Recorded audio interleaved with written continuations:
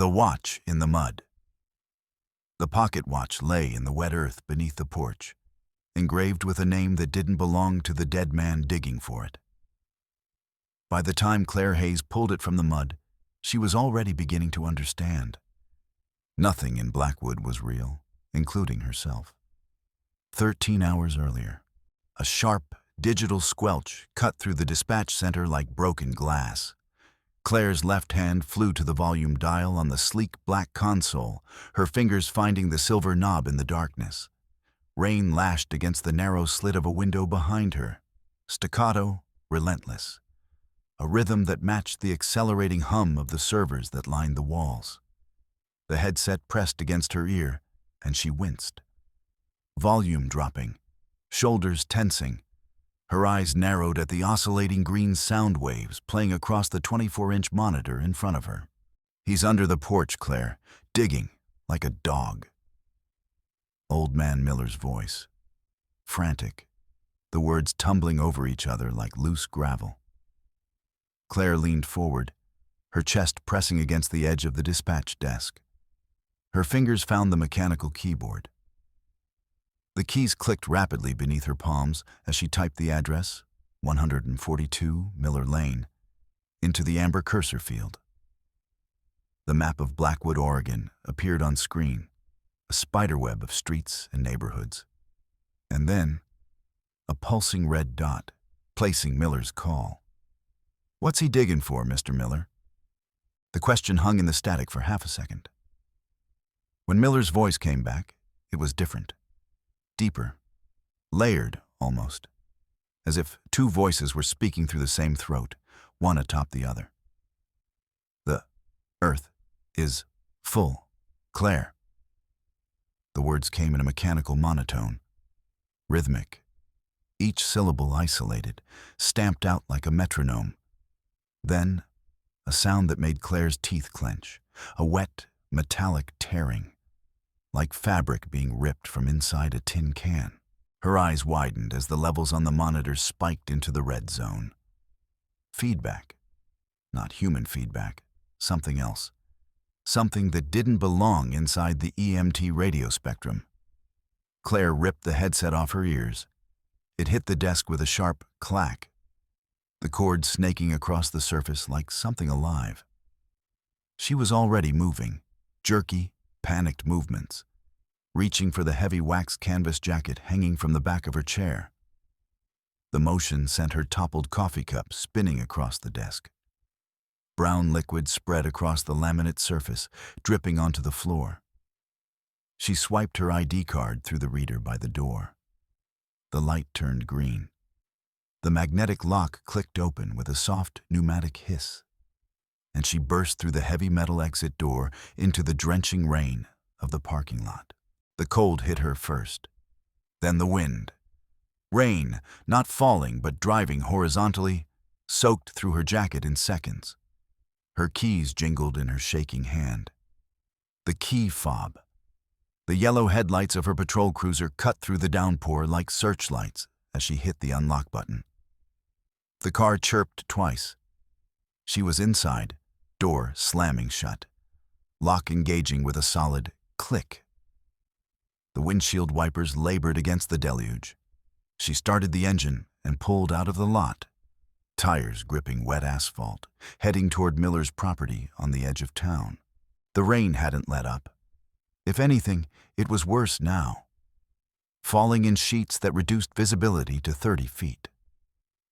Claire pulled her cruiser onto Miller's gravel driveway, the tires crunching on loose stone. She killed the engine but left the headlights on, their yellow beams cutting into the darkness. She grabbed a tactical flashlight from the passenger seat and climbed out into the storm. The wind tried to push her backward. She leaned into it, moving toward the house, a rambling Victorian thing, all gingerbread trim and sagging eaves. The porch sat high off the ground, supported by creosote-treated posts that had begun to rot along their base. A small access door led beneath it. Claire ducked through, her heavy boots sinking immediately into the thick orange mud of the crawlspace. The earth here smelled like wet copper and decay. Her flashlight beam cut through the gloom, and there, a massive, jagged hole, freshly dug. The mud around it was dark, darker than it should have been.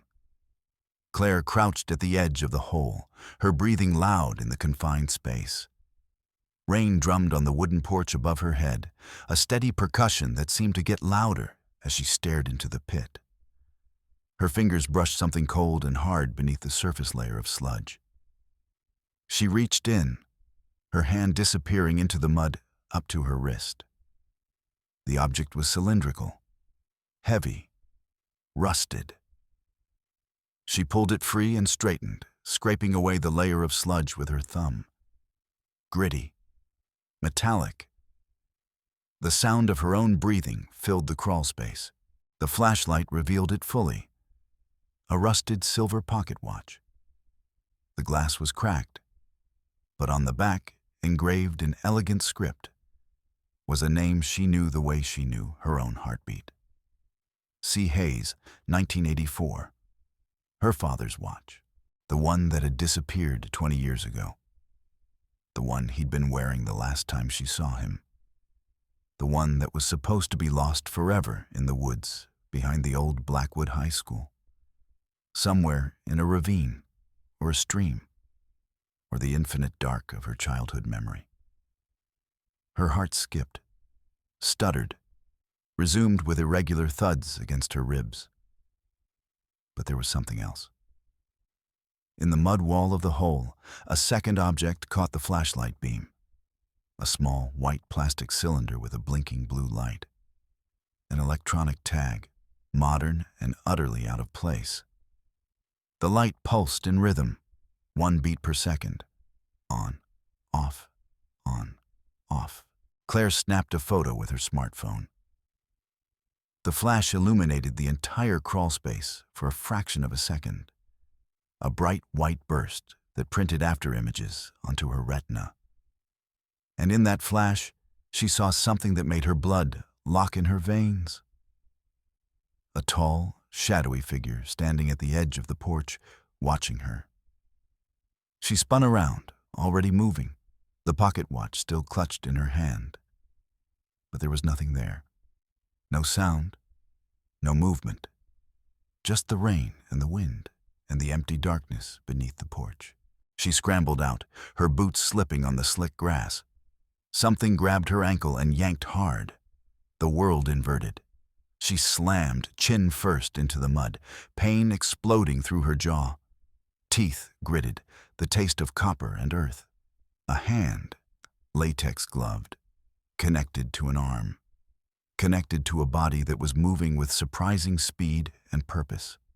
She flipped onto her back, her legs kicking reflexively. Her heel connected with something solid, a man's chest. And he grunted, stumbling backward into the darkness. The attacker lunged again, rain-slick hands reaching for her throat. Claire's eyes locked on his face for a split second, just long enough to register that it was Miller. But Miller's eyes were clouded white, staring through her into something beyond. His movements were jerky, mechanical, not quite human. She grabbed a heavy garden trowel from a nearby flower bed and swung it. The metal caught him across the forearm.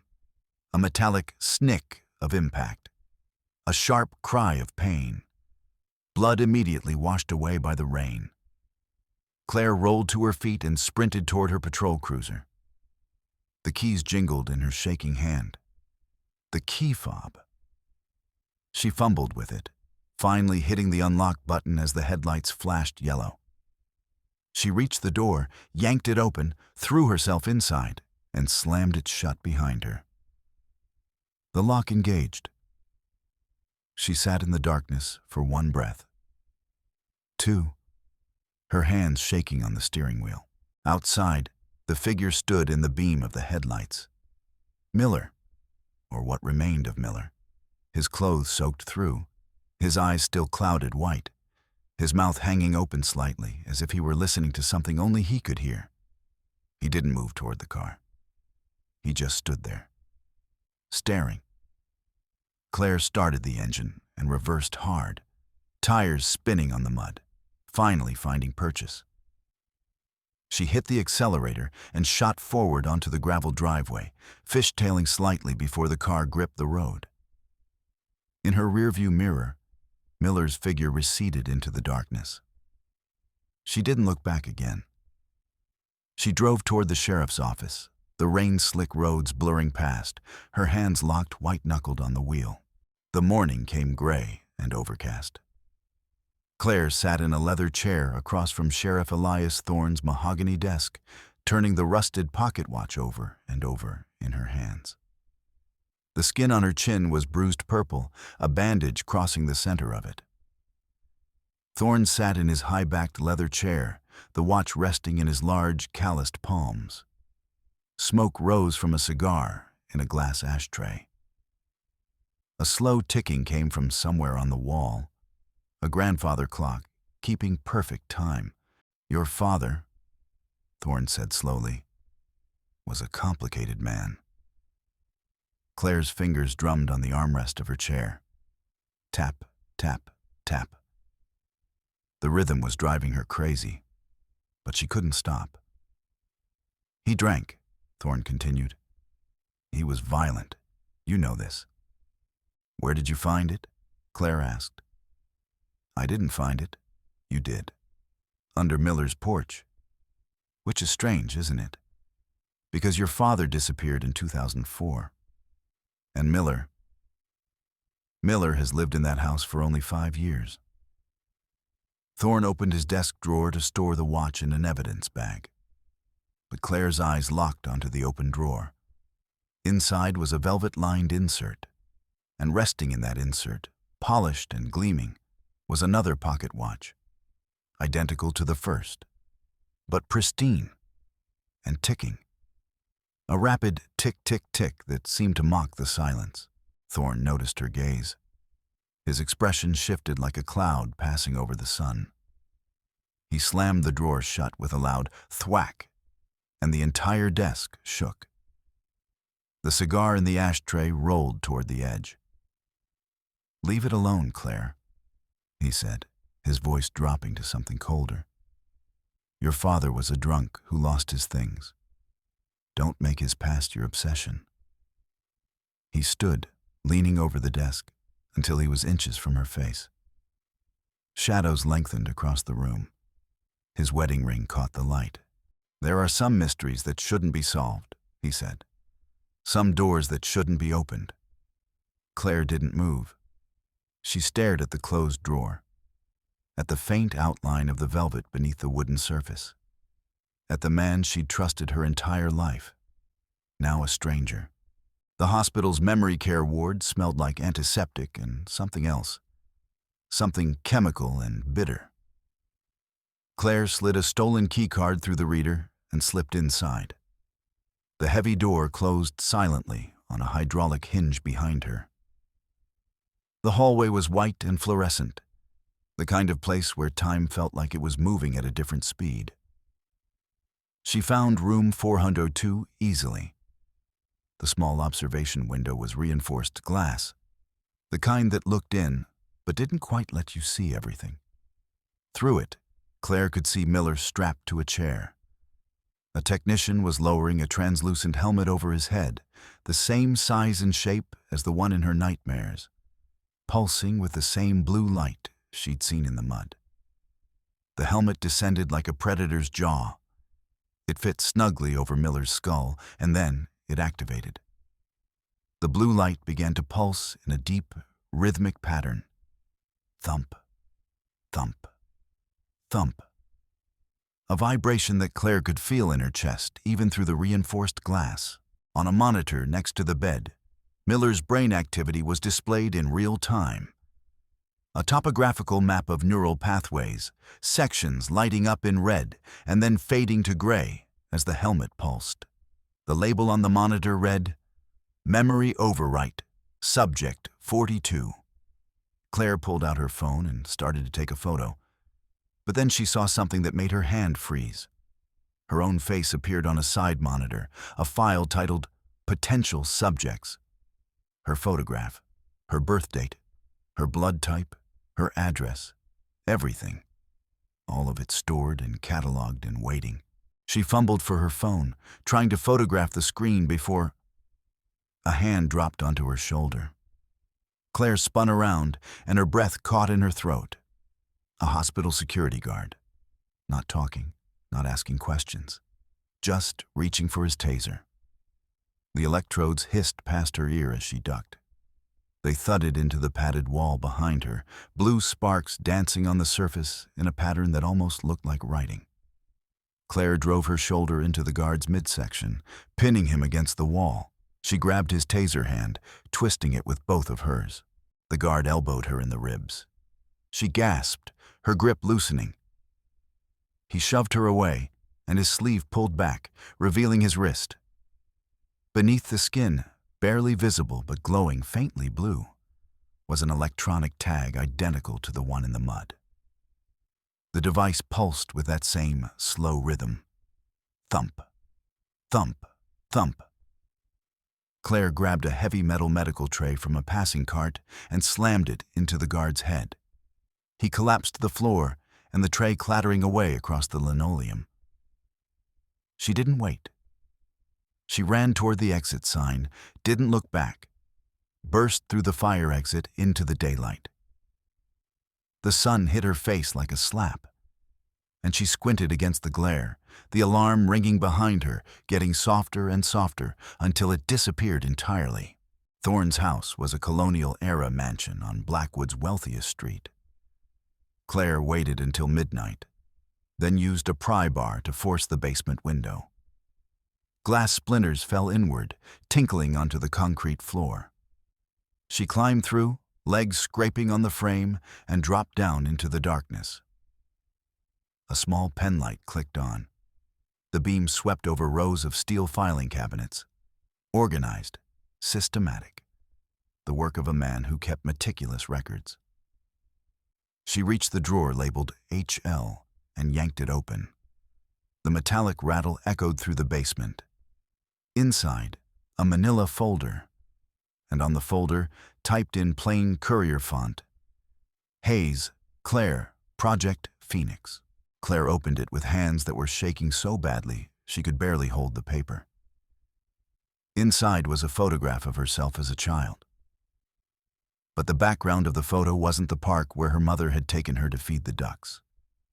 It was a clinical, sterile room, white walls, gray linoleum, and stamped across the photograph in red ink. Implanted memory, 04/12, 1992. She flipped the page. A schematic of a human brain, annotations in medical notation, and there, circled in red, implanted neural interface, memory architecture 3.2. Below that, in Thorne's handwriting, primary controller assigned to Elias Thorne. Claire's hand moved without her commanding it. It went to the back of her left ear. She felt the skin, felt the small, hard bump that she'd always attributed to a childhood fall. A scar, a piece of her history, but it wasn't a scar. She pulled out her phone and used the camera as a mirror. In the dim light of the basement, she could see it. A faint blue vein pulsing beneath the skin, right near the bump. The skin stretched slightly over something hard, something that didn't belong there. Above her, on the floorboards of Thorne's house, heavy footsteps began to move. Deliberate, slow, coming toward the basement door. Claire grabbed the folder and ran toward the window. She was through it and out into the night in seconds, leaving nothing behind but broken glass and muddy footprints. The bunker had been built during the Cold War, a fallback position for Blackwood's municipal government in the event of nuclear war.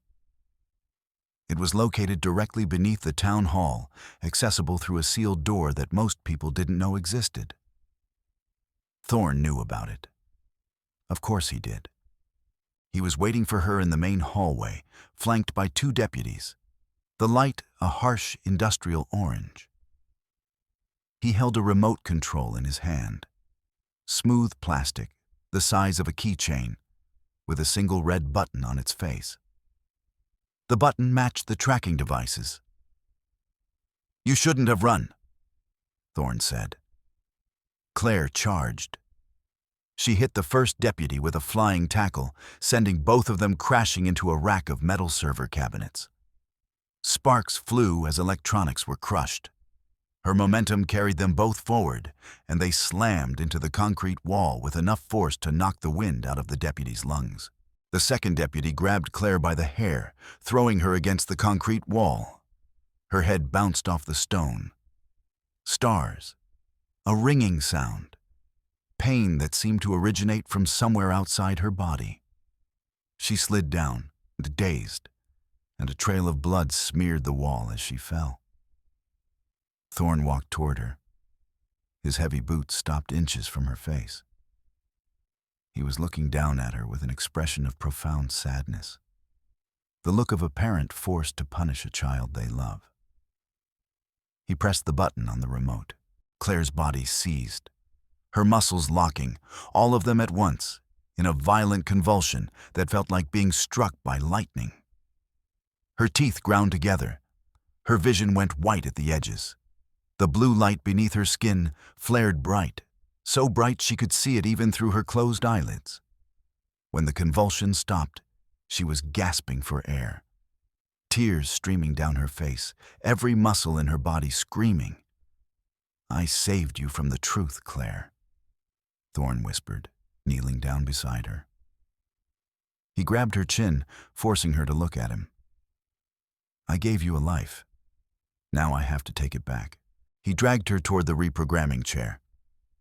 The chair sat in the center of the room, and above it, suspended on a mechanical arm, was the blue helmet. Waiting. Patient. Hungry. Leather straps tightened around Claire's wrists and ankles. Cold metal. Smooth finish. The chair felt like ice against her skin. Above her, the blue helmet began to descend on its mechanical arm like a predator's jaw. The light from it filled the room, painting everything in shades of blue. Thorne leaned in close, holding a tablet. He swiped through images. Surveillance footage, Claire realized, each one a frozen moment from her past. He showed her a video dated 2004 to 10/14. On the tablet screen, a young girl, maybe 8 years old. Claire, but also not Claire. This version of Claire was standing in a clinical room, arguing with a man, her father. His face was red. His hands were clenched into fists. He was saying something, but the audio was muted. The girl in the video pushed the man. Not hard. Just a push. A gesture of frustration. The man fell backward. His head came down hard on something metallic. A watch. The same rusted watch Claire had found in the mud. He didn't get up. "I erased that for you," Thorne whispered. "I buried the body and gave you a new past. I loved you like a daughter. I gave you 20 years of peace." His hand moved toward the console. His fingers found a button labeled "Erase All." His thumb hovered over it. "Now I'm taking it back," he said. The helmet descended fully. The light erupted. Blue. Blinding, filling Claire's entire world. Her head fell back. Her eyes rolled up into her skull. Everything, all of it, all the years, all the memories she'd thought were real, began to dissolve like morning fog burning away in sunlight. A deafening electronic roar. Her mind going white, going empty, going, gone. Inside the white void, there was only one thing, the rusted watch. It floated in the nothing, the engraving glowing softly. C. Hayes, 1984. Claire focused on it. She clung to the tactile memory of the rust under her thumb, the weight of it in her palm, the specific shape of the crack in the glass, the way it had felt to find it, that moment of recognition, that moment of truth. The watch grew louder. Tick, tick, tick. Each sound a hammer striking an anvil. And then, in the real world, Claire's hand broke free from the leather strap. She had used a hidden shard of glass from the earlier fight to saw through it. The strap fell away. Her hand shot up and grabbed the power cable of the helmet. She yanked it with all the strength she had left. The cable ripped free. Sparks cascaded down like falling stars. The blue light stuttered and died. The helmet went silent. Thorne was thrown backward by the electrical surge. He hit the console hard, and the remote flew from his hand, sliding across the concrete floor. He sat down hard, gasping for breath. Claire lunged from the chair, her body still twitching with residual electrical feedback. Her hands found Thorne's throat. Her fingers dug in, and for a moment, suspended between rage and despair, she squeezed. Then she let go. She needed him alive for what came next. Claire stood over the main terminal, her hands flying across the keyboard. She ignored Thorne, who was gasping for air on the floor, one hand pressed to his throat. Her fingers found the keys with something approaching muscle memory, the kind of knowledge that didn't need explanation. She typed, "Unseal all archives." The terminal chimed. A progress bar appeared on screen. 10%, 25%, 50%, 75%. She hit enter. The map of Blackwood appeared on every monitor in the bunker. Hundreds of blue dots, the townspeople, began to pulse across the screens. Hundreds, more than hundreds, nearly 1,000 blue dots, marking the locations of every person in town. And as the system executed her command, every single one of those dots began to pulse red as the implants were deactivated. From somewhere above, in the town itself, came the sound of screams, distant at first, then louder. Voices crying out, some in pain, some in rage, some in the raw, animal sound of trauma returning after a long sleep. Thorne laughed, blood in his teeth. "You've destroyed them, Claire. You've given them back their trauma. They'll tear this town apart." Claire looked at a new prompt on the screen. "Delete my file?" Two options, yes and no. Her father's pocket watch lay on the console next to the keyboard. She looked at it for a long time, at the engraving, at the rusted surface, at the crack in the glass. She moved the cursor to no and clicked. Her file remained. Her memories remained. All of it, the real and the implanted, the trauma and the peace, remained. She chose to carry it. All of it. Every version of herself. The morning was gray and cold. A fog rolled through Blackwood streets, thick enough to limit visibility to 30 feet. Claire walked out of the town hall, moving slowly, her left leg favoring the right due to a pain that had no name. In the yards and on the sidewalks, people were standing, clutching their heads, some weeping, some staring in shock at things only they could see, some screaming questions at neighbors who had no answers, some simply sitting on their front steps, looking at their own hands as if seeing them for the first time. Miller stood in his yard, his eyes clear now, brown, human. He looked at Claire, and in that look was a lifetime of sorrow. The weight of 20 years of lost time suddenly returned. He held out a hand, trembling. Claire approached him. The morning wind moused through the pines, carrying with it the smell of rain and earth. She reached into her pocket and pulled out the rusted watch. She looked at the sea haze engraving one final time. The crack in the glass, the smooth curve of the metal beneath her thumb. She dropped it into the sewer grate. The watch fell through the darkness with a metallic clink, then a watery splash as it landed somewhere below the street. The sound echoed for a moment, then was gone. Claire turned and walked away. The sun was beginning to break through the fog, painting the horizon in shades of gold and orange. Her footsteps echoed on the empty street. Step, step, step. each one carrying her forward into a day that had no map, no destination, no guarantee of safety. And as she walked, the skin on her wrist caught the light. For just a fraction of a second, barely long enough to notice, it flashed blue. A faint electronic chirp, barely audible, like the last breath of something dying. The system wasn't gone. It was just dormant, changed, waiting, but Claire didn't notice. She kept walking, the morning light growing brighter, the fog burning away, the day opening before her like a mouth with no words. She reached the edge of Blackwood, where the trees began. The elevator bell at the corner chimed, distant and small. A car passed in the opposite direction. A dog barked somewhere far away. Claire didn't look back. She kept moving into the light. The sewer grate dripped water into the darkness below, the sound echoing through miles of ancient pipes. The rusted watch lay in the silt, its hands stopped at 3:47, the moment it had been buried 20 years ago. The engraving caught the faint light filtering down from above. C. Hayes, 1984. Tick, tick, tick. A rhythm continuing in the dark, marking time that no one was measuring.